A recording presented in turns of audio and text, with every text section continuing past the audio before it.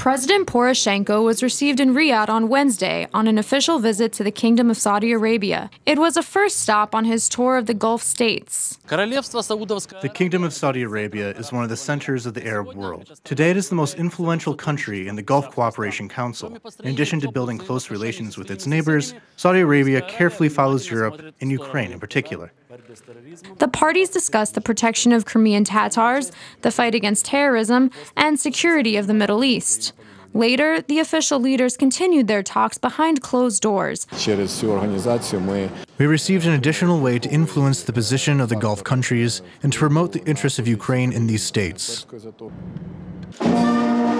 The Ukrainian anthem sounds in the main palace of Saudi Arabia.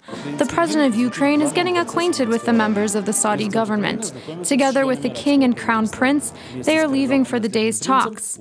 Later, the Ukrainian and Saudi ministers will sign several agreements on cooperation in the spheres of agriculture, investment, and information.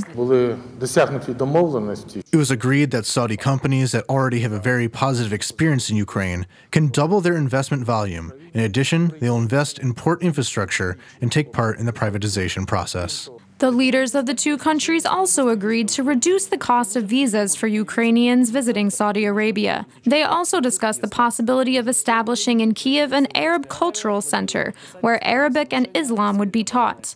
In the near future, Ukraine and Saudi Arabia are planning to sign a bilateral agreement on defense.